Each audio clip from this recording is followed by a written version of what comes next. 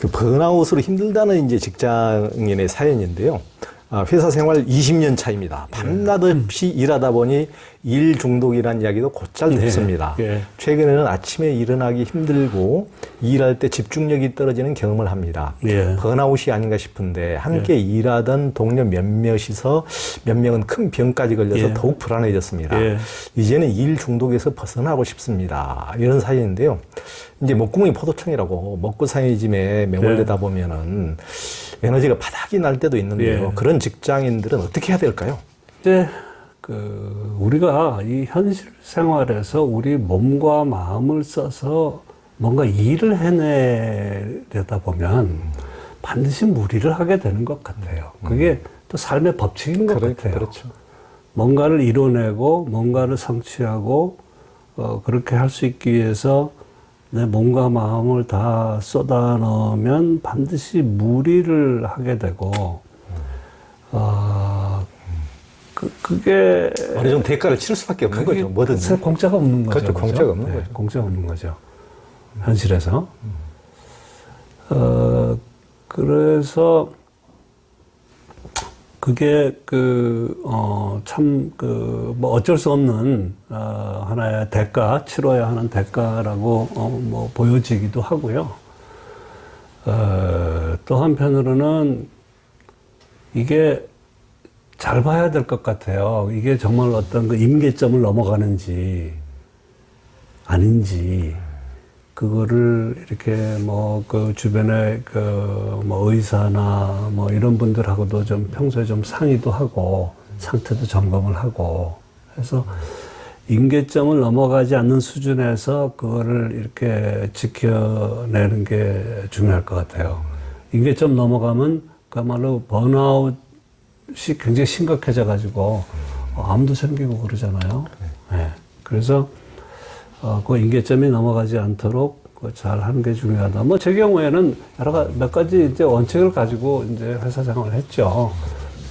식사 후에 절대 2차 가지 않는다. 라든가, 10시, 가능하면 10시에는 잔다. 가능하면 10시에 자려면 이게 참 쉽지 않아요. 그렇죠. 사회생활에 지장이 많아요. 맞아요. 근데 그건 제가 포기하게 된 거예요. 예. 그 부분 내가 포기해야 되겠다. 다 가질 수가 없으니까. 그래서 회사 다닐 때는 제가 10시, 5시가 이제 기본 스케줄이었거든요. 뭐 그런 식으로 했던 게, 낮에 절대로 술 안 마시고, 점심 때.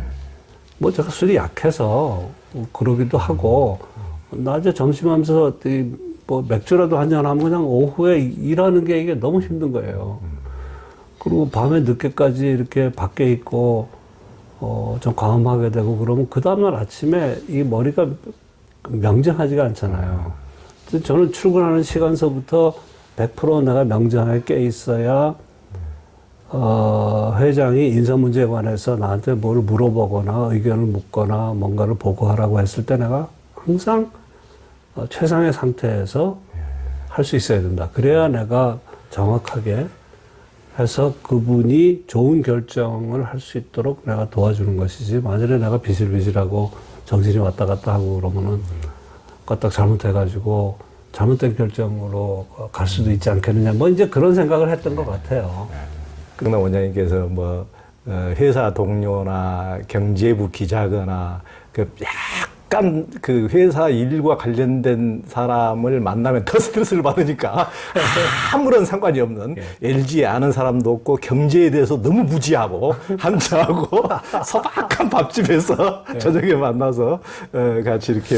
근데요, 지금 그 말씀 조 기자 하셨는데 저한테는 그게 굉장히 중요했어요. 왜냐하면 정말 이 소위 공적자, 사적자 얘기도 나오지만 나의 공적자와 관련된 영역에서 완전히 벗어나서 나의 사적자를 보호하고 나의 사적자의 성장을 내가 어떻게 해서든지 이거를 내가 해야 되겠다라는 그런 생각이 있기도 했고 또 실제로 그렇게 하고 싶었고, 그래서 비교적 저는 회사와는 아무런 관계가 없는 사람들하고의 관계를 회사 밖에서 계속 이렇게 유지를 해온 셈이죠. 물론 제가 관심이 있고, 좋고, 우선. 그러니까 그렇게 했는데, 그래서 이게 그런 관계를 만들어내지 못하면, 그러면 이 사적자가 이게 문제가 생긴단 말이죠. 성장을 못하는 거죠. 그냥 정체돼 있는 거죠. 공적자는 엄청나게 커지고. 근데 이 공적자라는 게 그렇잖아요. 이게 죽을 때까지 승승장구하는 사람이 어디 있어요. 문제 생기잖아요. 그뿐만 아니라 아주 위기 상황이 오기도 해요. 공적자에는. 그러면 이 공적자의 위기 상황이 왔을 때 이거를 여기서 살아남는 방법은 사적자가 나를 도와줘야 돼요. 근데 사적자가 그동안 20-30년 동안 제대로 돌봄을 못 본 이 사적자가 지가 무슨 힘이 있겠어요. 그러니까 여기 불이 났는데 여기서 물을 끌어올려가지고 불을 꺼야 되는데 끌어올릴 물이 없는 거예요, 이게. 비유적으로 얘기하면. 그런 상태가 되면, 그건 위험한 거죠. 그 상태로 가면 안 되죠. 그래서, 지금 조 기자 말씀하신 대로 저는 현직에 있을 때도 늘 좀 그런 걸 좀 했었던 것 같아요. 예. 이제 옆에서 그런 걸 보면서 남들은 대기업의 인사를 전부 다 총괄하는 회장실에 인사 총괄 담당으로 있으니까 사람들을 들었다 놨다 하는 권력을 가지고 있으니까 좋아 보이지만은, 옆에서 보기에는 하여튼 어떤 사람을 또 집으로 보내야 되고, 임원들은 그 다음날 또 집으로 갈 수 있는 거니까. 그러면서 본인이 그 받는 엄청난 데미지와 엄청 부담감과 그런 것 때문에 그 고통받고 힘들어하는 연말에 10만 볼트 올라가는 거 보고, 야, 세상엔 진짜 공짜가 없구나라는 생각을 참 많이 했습니다. 근데 사실 저는 8년 동안 그 부사장 시절에 그룹 인사팀장을 8년을 했는데요. 저는 한 번도 제가 파워 포지션에 있다는 의식을 해본 적이 없어요. 한 번도 없어요. 8년 동안. 그냥 나는 일 똑바로 해야 되겠다. 일 똑바로 하고, 인사권자가 인사권을 잘 행사할 수 있도록 최선을 다해서 돕고, 그 과정에서 내 후배들 키우고, 이런 생각만 했어요. 근데 제가 사장 승진을 해서 인하원장으로 간 다음에, 그때 알았어요. 내가 파워 포지션에 있었구나. 그래서 동시에 깨달은 게, 사람들이 나한테 이렇게 잘하고, 나한테 친절하게 하고, 나를 존중해주고 그런 게, 내가 좋거나 내가 잘나서가 아니고, 내가 파워 포지션에 있었기 때문에 그랬구나, 라는 거를 나중에 깨달았어요. 나중에 깨달았어요. 근데 그 깨달음이 저한테 준 것도 또 하나의 큰 계기였죠. 제 삶에서. 그렇죠. 직장에서 이제 동료들이 암에 걸릴 때 충격을 받게 되는데, 저도 이제 그런 경우를 이제 종종 보고 참 충격을 받는데. 몇 차례 그런 경우가 있었잖아요. 이제 한 직장이 이제 그런 사연을 보냈는데요. 이제 새 회사로 옮긴 지 3년이 지나지 않았는데 요즘 몸이 아픕니다. 컴퓨터를 많이 쓰는 사무직이다 보니 어깨가 빠질 듯이 아픈데 날이 갈수록 심해집니다. 팔을 들 수 없을 정도인데 이제 침을 맞아도 주사도 효과가 없습니다. 몇 달 쉬면 좀 나아질 것 같은데 도저히 휴가를 내겠다는 말도 못 하겠습니다. 이제 속사정을 털어놓을 만큼 가까운 동료도 주변에 없습니다. 매일매일 무너지는 몸을 지켜보며 두려운 마음만 커집니다. 이렇게 독립운동하는 것도 아닌데 직장에서 일하다가 순직하게 생긴 이런 직장인들은 어떻게 해야 될까요? 스스로를 내가 성과 주체화하는 그런 거에 대해서 이렇게 한 번쯤 좀 생각해 볼 필요는 있는 것 같아요. 이게 정말로 내가 이러지 않으면 휴가 내겠다는 소리 말조차 못하는, 하긴 제가 현직에 있을 때 제일 두려웠던 게 병 나는 거였거든요. 그렇죠. 이게 감기가 아니라 내가 정말 큰 병 나면, 그럼 회사 그만둬야 되잖아요. 그러면, 그때 애들 그 대학생일 때, 쟤들 학비는 어떡하나? 생활비는 어떡하나? 그게 굉장히 큰 두려움이었어요. 그래서 그 부사장 그 시절에 제가 생전 처음으로 생명보험이라는 걸 들게 된 계기가 됐는데, 그 두려움 충분히 이해합니다. 그런데 정말로 내가 휴가 내겠다는 말을 했다가는 내가 잘릴 건가? 아니면 내가 그냥 그렇게 생각하는 걸까? 누가 도저히 몸이 안 되겠다고 쉬겠다고 휴가 내겠다고 그랬는데 잘린 사람이 있나? 데이터가 있나? 이제, 그러니까 무슨 얘기냐면요. 회사는 사람들이 개개인이 예상하는 것보다 더 진지하게 구성원들을 챙기는 면이 있을 수 있어요. 그러니까 아플 때는 아프다 그러고, 쉬겠다 그러고, 라고 하는 게 맞죠. 그래서 그게 받아들여지지 않으면 어떡할까라는 걱정이 있을 수 있는데, 시도해 보는 거죠. 얘기해 보는 거죠. 내가 거짓말 하는 것도 아니고, 사실대로 하는 거니까 해보고, 그게 반드시 안 될 거다라고 지레짐작하지를 말고, 그게 저는 필요하다는 생각이 들어요. 뭐, 제가 실제로 겪은 것도 회사에서도 굉장히, 이만한 사람이 큰 병이 나가지고, 뭐, 사표 내겠다고 뭐, 그러는 판이었는데, 그 사람 결국은 사표 못 내게 하고, 1년씩 병가를 주는 거는 이제 제도적으로 우리가 그렇게 돼 있질 않으니까 또 사람이 굉장히 인원이 많은 조직이었기 때문에 자리를 하나 만들었죠. 없던 자리를. 그래서 출근하지 말고 그냥 쉬면서 몸 관리하시오. 라는 메시지를 줬는데, 이 사람이 초반에 계속 출근하는 거예요. 그 사무실로. 하지 말라는데, 불안하니까. 네, 그렇죠. 정말 이래도 되는 걸까. 결국 나중에는 이제 이해하고, 쉬고, 멀쩡하게 1년 후에 회복해가지고, 결국 CEO까지 했어요, 그 사람. 그렇죠. 그러니까 이제 그런 경우도 있어요. 이런 상사를 만나서 참. 아니에요. 직장 그만 안 두고. 아니에요. 그러니까 회사는 의외로 구성원들을 챙기려고 하는 그런 게 있을 수 있어요. 그러니까 너무 지레짐작하지 말고 그럴 때는 자기를 챙겨야죠. 근데 직장인으로서는 참 쉽지 않은 쉽지 않죠. 한것 같아요. 제 친구들 경우도 봐도 암에 걸렸는데도 불구하고 모르게 휴가 내고 암 수술하고 회사에는 일체 얘기 못하고 그런 친구도 있더라고요. 두렵거든요. 굉장히 그런. 그러니까 저는 심지어 그런 생각이 들었어요. 내가 병 걸리면 무능한 인간으로 찍힐까봐. 지 건강 관리도 제대로 못하면서 뭐 무슨 임원한다 그 소리 들을까봐. 그게 두렵더라고요. 그러니까요. 그러니까 다른 사람들도 대부분 그럴 거예요. 그러니까 말도 안 하고 휴가 내서 수술하고 온다. 말하면 두렵거든. 이건 알게 되면은 무슨 핑계를 대서라도 구실을 잡아가지고 나를 내보내지 않을까. 이제 이런 두려움이 있는 거죠.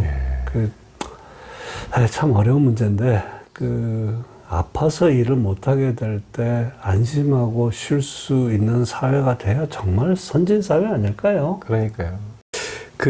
직장에서 정년이 가까워지면 후배들에 비해 변화하는 정보 기술에 대한 숙련도도 이제 떨어지기 마련이어서 뒤처진다는 느낌을 받기도 하는데요. 맞습니다. 저도 이제 정년이 가까워지니까 아주 뭐 시스템이 바뀔 때마다 너무 두려워요. 다시 시스템이 바뀌기 전에 빨리 그만둬야 될 텐데. 그걸 뭘 하나 바뀐 시스템에 익히는 게 숙달되는 게 굉장히 쉽지가 않으니까요.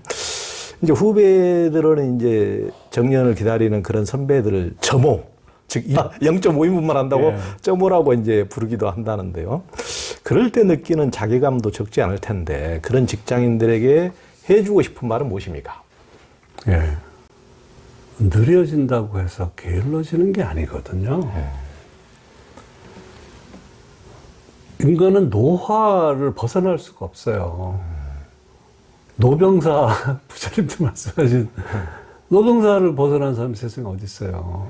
그러니까 노화 속에서 느려지는 거는 굉장히 자연스러운 거거든요. 근데 느려진 거를 게을러졌다고 보는 거는 큰 착각이라고 저는 생각해요. 느려진 사람은 느린 대로 거기에서 자기 최선을 다하는 거고, 자기 방식대로.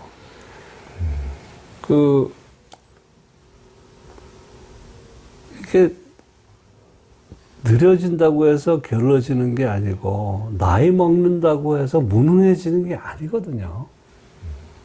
이제, 뭐, 오래전 얘기긴 한데요. 미국의 그러니까, 몇몇 직종을 제외하고는, 정년을 없앤 법이 생겼죠. 그러니까 몇몇 특수한 직종, 거기는 이 연령과 업무 성과와 아주 높은 상관관계가 있다라는 것이 증명된 직종을 제외하고, 예를 들면 파일럿, 비행기 조종사들, 뭐 몇몇 직종을 제외하고는 리타이먼트 에이지가 없어졌어요. 그러니까 예를 들면 대학 교수들 한국 같으면 65세인가 그렇죠? 보통 우리 공무원들 기준으로 해서 또 일반 회사 같은 경우는 60세에서 요즘 뭐 58세 뭐 이렇게 되기도 합니다만 아무튼 그게 없어진 거예요. 그래서 미국 같은 경우는 70, 80 뭐 이렇게 된 현직 교수들도 예를 들면 제법 있는 거죠. 그러면 사실 대학 입장에서는 좀 애로사항이 있죠. 이 사람들의 생산성에 이제 현실적으로 조금 지장이 생길 수 있으니까. 그러니까 나이 먹는다고 무능해지는 건 아닌데 스피드는 분명히 떨어진단 말이죠. 그래서 이제 여러 가지 방안을 찾는 것 중에 스피드가 별로 중요하지 않은 일을 하도록 하는 거. 그러니까 젊은 학자들하고 똑같이 논문 출판 편수를 경쟁하게 안 하는 거예요. 그런 식의 경쟁 안 시키는 거예요. 그거는 굉장히 unfair한 거죠. 그러니까 좀 느리지만 굉장히 잘할 수 있는 영화 인턴에 나오는 로버트 드니로의 역할 같은 거, 그죠? 은퇴하고 나서 그 젊은 창업가 앤 해서웨이를 도와주잖아요. 시니어 인턴으로. 그런 하나의 예지만은 스피드보다는, 그러니까 속도보다는 방향성이 중요한. 그러니까 앤 해서웨이가 방향성을 제대로 잡도록 도와주잖아요. 자기 가정 문제 뭐 등등 해가지고 이제 회사를 딴 사람한테 CEO를 남기고 뭐 그러려고 막 그랬었잖아요. 근데 그런 와중에서 어쨌든 이렇게 자기 방향성을 제대로 잡도록 이렇게 도와주는 그런 역할을 하잖아요. 그러니까 얼마나 좋습니까? 하나의 작은 예지만. 그래서 0.5라고 얘기하는 게 뭐 굉장히 그런 마음이 들 수 있는데, 그렇게 보지 않도록 할 수 있으면 참 좋겠다는 생각을 합니다. 그래서 이제 상당한 커리어를 쌓은 분들일수록 은퇴를 두려워하는데요. 이제 이병래 원장님은 어떠셨습니까? 지금은 이제 고령화 사회에서 은퇴 이후 제2의 인생이 참 중요한데요. 은퇴 이후의 삶을 어떻게 준비해야 될까요? 은퇴를 앞두고 있는 분들에게 해주고 싶은 말씀이 있습니까? 은퇴를 어떻게 준비하면 좋을까? 이게 뭐 굉장히 큰 질문인데, 제가 뭐, 할 수 있는 얘기는 뭐 제 얘기뿐이죠. 뭐, 남의 얘기는 다 남의 얘기인 거고. 제 경우는 그런 생각을 했어요. 우리 회사 기준이 사장들 60이니까, 정년이. 그 정년이 사실은 바를 정자가 아니라 정할 정자잖아요. 정해놓은 거. 그렇게 정해놓은 거죠. 그게 꼭 바르다라는 전제는 없어요. 그냥 정해놓은 거지. 어쨌든 그렇게 정해놓은 거니까, 혹시나 하는 기대를 품지 말고, 혹시 연장이 될까? 혹시나 하는 기대를 품지 말고, 내 스스로가, 자, 이제 됐습니다. 저 이제 연말로, 퇴직하겠습니다라고 내가 먼저 얘기를 하자는 그런 생각을 부사장 아니, 그러니까 사장 시절에, 은퇴 한 2년 정도를 남겨놓고부터 그런 생각을 했죠. 그런 생각을 했죠. 그거는 사실 그 전에 이제 저보다 훨씬 위에 선배 경영인들이 사장까지 하고 그만두신 분들이, 다 정년까지 하신 분들인데도 뭔가 미진해하고 서운해하고, 하는 그런 모습을 보면서, 예. 그때는 제가, 저분들이 왜 저러실까? 저 연세까지 저렇게 다 하셨는데, 참 이상하다. 그런 생각을 하면서, 나는 그러지 말아야지. 그런 생각을 했었어요. 그 부사장, 인사팀장 시절에. 그래서 실제로 그런 마음도 이렇게 먹고, 실제로 그 타이밍이 왔을 때 제가 그렇게 얘기를 했고, 근데 뭐 뜻밖의 이제, 국무회장이 이제 1년 더 좀 하라고 그래서 사실 1년을 더 추가로 하게 됐죠. 그래서 은퇴를 준비한다는 게 이게 쉬운 일이 아닌 것 같아요. 저는 그런 마음을 품었음에도 불구하고 실제로 은퇴를 하고 나니까 굉장히 허전하고, 또 그야말로 미진한 마음도 있고, 심지어 서운한 마음까지도 생기더라고요. 그래서 제가, 야, 이게 뭐지? 내가 그렇게 다 나름대로 마음의 준비를 이렇게 하고 더구나 뭐 1년 더 하라 그래서 1년 더 하고 했는데도 왜 이렇지? 그걸 가지고 제가 한동안 씨름을 했었죠. 씨름을 했었고, 퇴임하면서 뭐 사회이사하고 초빙 교수하고, 그거를, 퇴임 후에도 한 2년 더 이렇게, 하다가 어느 날 딱 든 생각이, 이거 이제 그만해야 되겠다. 이런 생각이 들었어요. 그거는 사실은 제가 스스로의 노화의 현상을 느끼는 거하고도 이게 뭐는 이제 같이 이렇게 가는 거였어요. 뭐 눈이 뿌여서 컴퓨터 스크린이 잘 안 보여서 뭐 백내장 수술을 했어야 한다든가, 발목 관절염이 생겨가지고 그렇게 좋아하던 등산을 못하게 됐다든가, 그러니까 이게 좀 상태가 느끼는 스스로 상태가 좀 다른 거예요. 그래서 이게 이런 게 노화라는 거구나. 그거를 느끼면서 그러면 나는 어떻게 살아야 되나 이런 생각을 하면서 일단 과거에 내가 살던 패턴에서는 벗어나야 되겠다라는 생각이 굉장히 강력하게 올라왔어요. 그래서 사회에서도 제가 사임하고 초등교수도 사임하고 그랬죠. 그런데도 한동안 참 힘들었어요. 마치 나의 사회적 역할은 이제 다 끝난 거 아닌가. 소위 용도 폐기된 거 아닌가. 유통기한이 만료됐나 보다. 뭐 이제 이런 식의 생각도 많이 들었고, 그러던 시점에 또 뭐 다른데 이렇게 자리 제한들이 좀 있었고, 그래서 이거 내가 해야 되는 거 아닐까? 아직 좀 내가 사회활동을 해야 되는 게 아닐까? 이런 생각을 했는데, 딱 그 안에서 올라오는 생각이, 너는 언제까지 은퇴를 미룰 건데? 이런 생각이 딱 올라오는 거예요. 정신이 번쩍 나더라고요.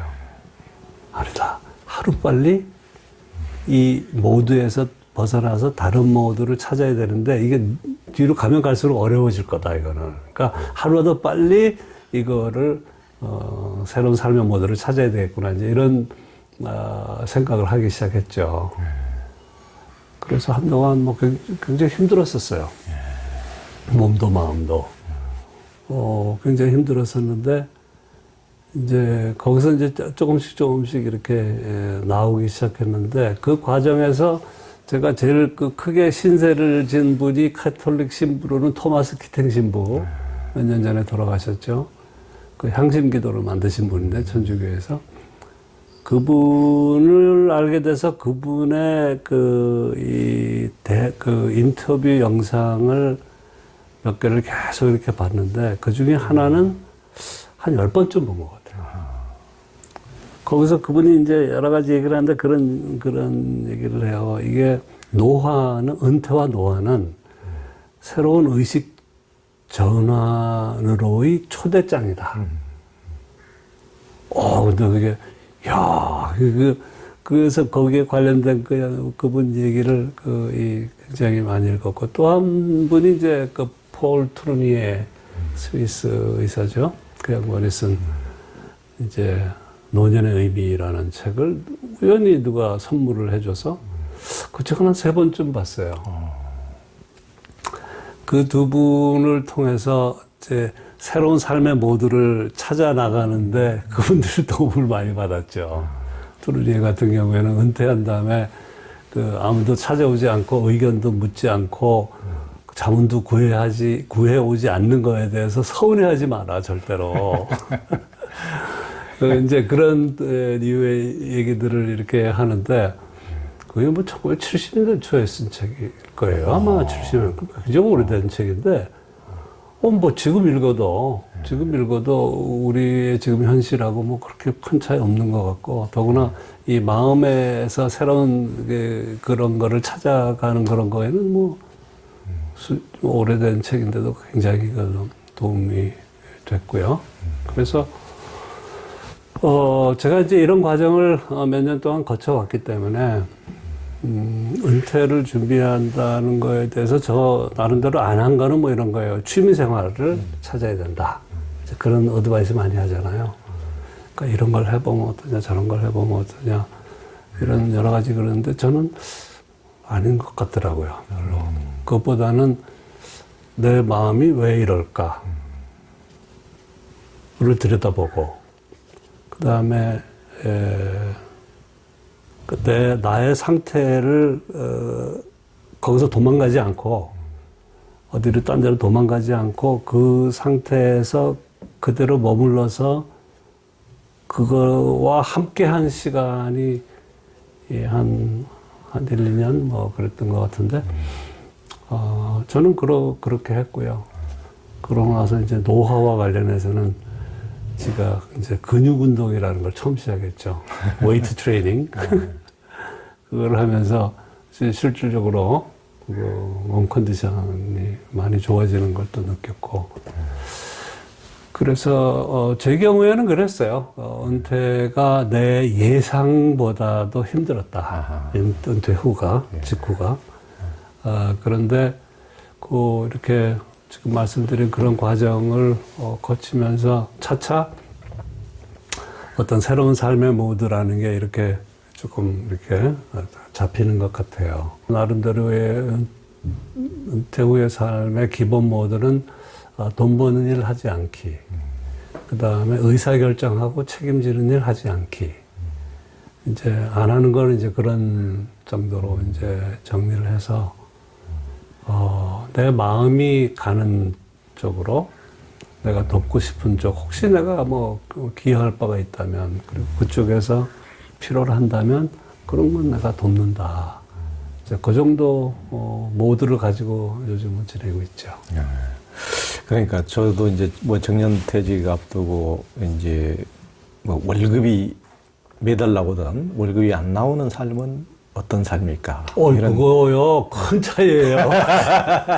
고정 수입이 있고 없고는 정말 큰 차이예요. 이제 그런 것을 이제 생각도 하는데 더군다나 우리 이병래 원장님은 비서와 이제 기사와 이런 것들이 이제 어느 날 갑자기 없어지니까 21년 만에 없어졌죠. 그러니까 이런 생활에 익숙한 사람들은 이제 계속 뭐 지하철이나 버스를 타본 적도 없고 이제 그러다 보니까 굉장히 이제 일상생활에도 다 비서가 챙겨주고 뭘 예약하거나 식당도 뭐 비서가 다 챙겨주고 이런 삶을 21년 동안이나 해오다가 그런 게 갑자기 없어지니까 굉장히 이제 당혹스럽고 이제 그런 것들을 이제 경험했으리라고 당연히 이제 그렇죠. 그런데도 불구하고 그 이후에도 이제 자기가 이제 어떤 은퇴 시점이나 이런 것들을 이제 결정하고 그 이후에도 이제 상당히 본인도 당혹스러웠다고 그러면서도 정부에서도 고위직을 뭐 제안하고 그랬는데도 이제 단호하게 이제 거절하고 이렇게 하시는 걸 보고 아 이런 분은 제가 아는 분 중에서도 거의 잘 못 봤거든요. 굉장히 하여튼 드문 케이스고 그래서 아마 소중한 이 책을 쓸 수 있지 않았는가. 아마 그렇겠죠. 좋은 네, 아마 그렇겠죠. 선물을 남길 수 있지 않았는가 이렇게 생각이 듭니다.